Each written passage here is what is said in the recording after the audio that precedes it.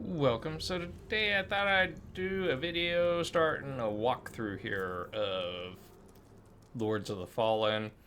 I've gone through it twice. I've done the Umbral ending and the Inferno ending, and so I'm gonna go shoot for just the regular, the good ending, essentially the Radiant ending.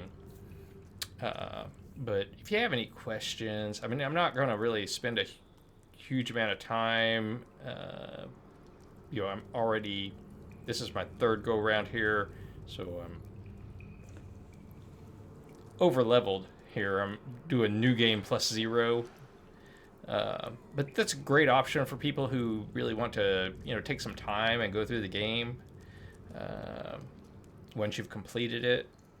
That way, you're not rushing, worried about, where the next vestige is and everything. So, anyway, I'm going to just try and just go through here as quickly as possible. Just the main quest on my channel. I have a tips and tricks playlist for Lords of the Fallen that has all the, the various other side quests you can do, like the Radiant armor, Umbral armor, Inferno armor, the Halloween event, all that kind of stuff. So you can go look for those videos there. I'm just going to straight go through, but I will do some talking about certain things that may be tangential to the actual initial run through of the game. So here we are. This is a tutorial section.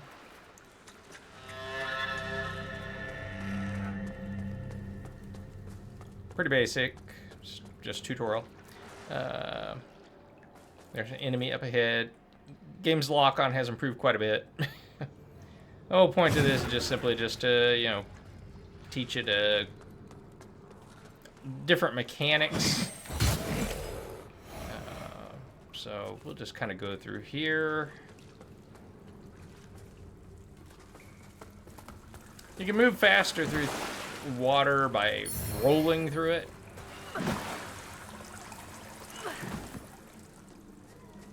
Of course, you're going to have an umbral lamp, so you'll be able to see things that aren't really there in the axiom or living world, but you got to be careful because by doing that, you may be attacked by something that's an umbral, and then it'll draw you into the umbral world. And umbral is really a way to kind of... it's kind of like a get out of jail free card, essentially. So if I'm in Axiom, which is the regular world, and I die, I go to Umbral. And what does that mean? Well, that just means I basically get a second chance. Okay, I'm going to try and hop over this. It may not work, but we're going to give it a shot here. There we go. Good deal. I'm horrible at jumping, so... Alright, so all you gotta do is roll through things. Here, it's got a very... the game has a very generous...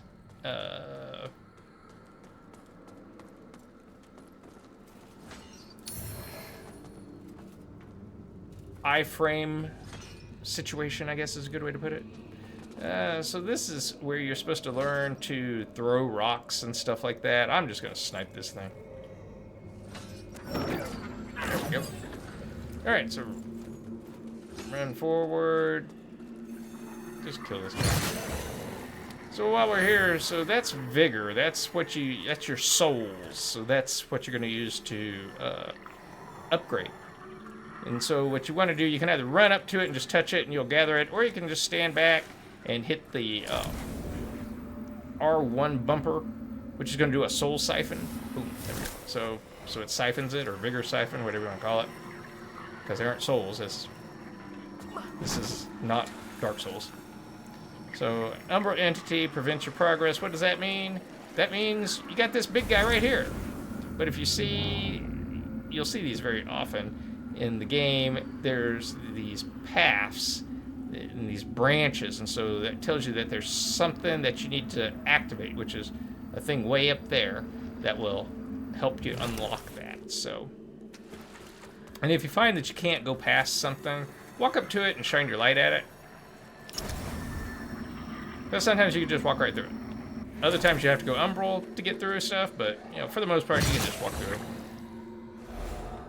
So anyway, we're going to continue marching on here. Just killing everything that we see. It's just, you know, kind of what we do. So the whole point to this section here, they're probably trying to get you to learn how to block. The parry system, essentially. Horrible at it. Can't parry for shit. So I can't continue on. Oh, there we go. Oh yeah, here we go. Yeah, see, so they want you to go Umbral to get out of here, because there's your Umbral Bridge right there. So, just go ahead and go Umbral, hold your lantern, hold the D button, little square button down. So as you can see, here's the thing that we need to activate. Roll, pick that up. There's a timer going off that on the right-hand side, just below our vigor. Dropping down here real quick. We want to activate these things. So that's going to be the first one that's going to activate the door that we're looking for. So now we need to go down. This is really the only way we can go. Okay, drop on down. Nope, clear that way. Okay. So we need to activate the second one. So we need to just go ahead and kill this guy. There we go, got him. Head on up here. Now, as the timer goes... Oh, we gotta pop this door open. The doors will close back up on you if you don't go through them quick enough. So, go ahead and go. It'll close back up. These things, they don't really do much. They just replenish some of your charge as far as... See it close back up on us there? As far as the lantern goes, the number of soul flay charges we have. Drop on down. There are red ones, on the other hand, though, that will go and blow up. So you do need to be careful about those. There we go. Things will drop stuff every now and then. So these little lighted things, those are important, because those are going to be your healing items.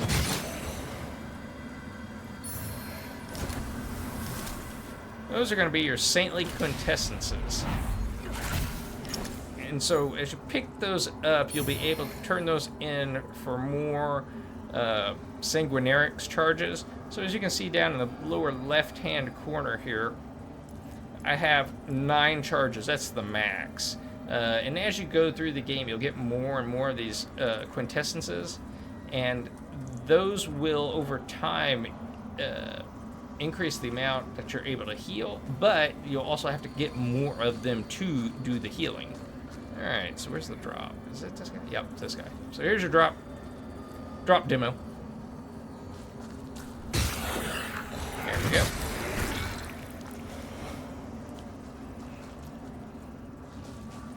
So this is the way forward. So let me run back down here real quick. Make sure I got everything. Yep. Okay, good. Alright, so there's nothing going on right now. As you can see where in the upper right-hand corner it says 15671. That's the amount of souls or vigor that I have.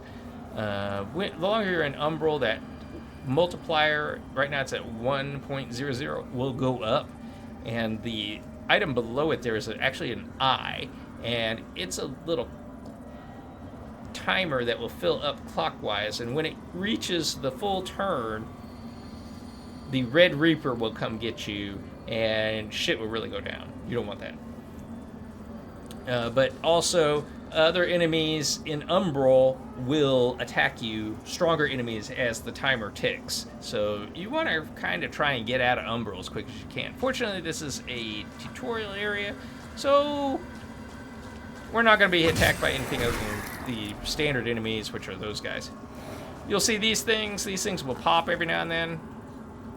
And when you're in Umbral, and we'll release those standard enemies, the Umbral enemies. You can kill them, you get a little bit out of them, but, you know, really there's no real need to, I don't think.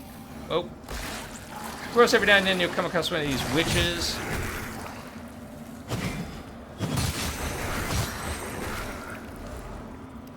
Sometimes you'll see these little effigies, or whatever you want to call them, and they will turn into the enemy as you approach them. Sometimes they will also just disappear. Not really sure what makes the difference there, but, you know, hey. Just wanted you to know. Anyway, so here's a ladder. We'll just climb that. Alright. Come on down here. So as you can see, we can't go through there. But that is what we need to reach. That will take us out of Umbral. So, what do we need to do? Well, we need to pop this guy. So, go ahead and pop him. And that's going to open up the second thing that's going to open up that Umbral entity that was blocking the door. Because there were two of them, as you recall, when we were at the start area for that. So, we popped both of them now. So, that's now clear. Alright, so anyway, so having broke that, yeah, see, there's one that just disappeared that was going to attack us. Alright, so anyway, so now we're going to emerge from Umbral. When you start emerging from Umbral, the Umbral enemies will stop attacking you. So you're good. That's the way back, where we just came from, so we're just going to continue on. Go ahead. Drop on down. Here's where we started. Ta-da! Yep, there's where we started. Okay. So anyway, go ahead and push the door open.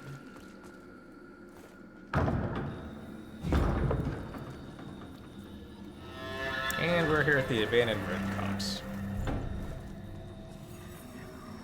So this is a vestige, and the vestige is basically like your bonfires in Dark Souls. You rest, you warp, all that kind of stuff. You know, it's going to, you know, refill your health bar, your mana bar, your sanguinarics charges, all of that. Speaking of health bars, so my health bar is the red bar on the upper left-hand corner. The green bar is the stamina, and the blue bar is your amount of mana. The little blue flames, that's the amount of soul flake charges I have. When you first start the game, you only have one soul flake charge, so use it carefully. But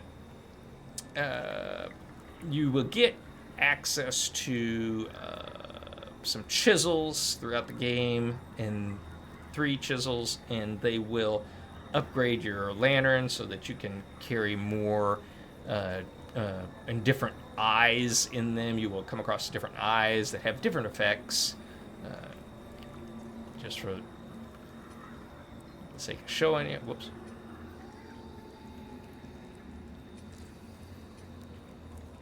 Yeah, Umbral Eyes. So as you can see, this one in the main socket, it adds a soul flake charge and 15% dread resistance. This one increases soul flake stun duration. Light attacks deal bonus damage. But everything has a secondary effect if you put it in the secondary socket. So, for instance, this is minus 20% withered health upon Umbral transition, 25% dread resistance, 25% healing efficiency while in Umbral. So you can really get the lantern to do things that you really want it to do. But what we're going to do, we're going to go ahead and stop here. So we're going to activate the vestige. I like to keep these short as I can. Go ahead and rest. Unfortunately, resting does reset the enemies in the area, but we're not going back in there, so it doesn't really matter. So we'll pick back up next episode, going from here. There's a boss just down below here, in this area right down there. He's really the tutorial boss. Nothing major. He's really there just to really kind of talk to you about the parry mechanic. Show you how to use that, but really that's just it. And then there's a short little distance until there's another vestige. So, and then,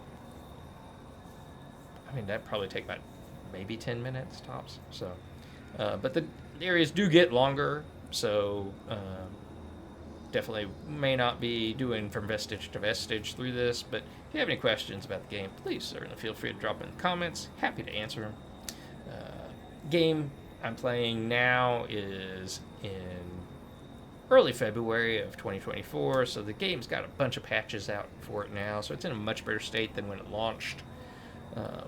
I also noticed that it's on sale now, so I would highly recommend you pick it up. It's a good deal. I wouldn't pay the $70 they wanted at the start, but it's much worth it, much more worth it now. So anyway, I hope you enjoyed that. Hope you're having a great day. Again, if you have any questions, certainly feel free to drop in the comments. Love to answer them for you. But yeah, hope you have a great one. Talk to you soon. Bye for now.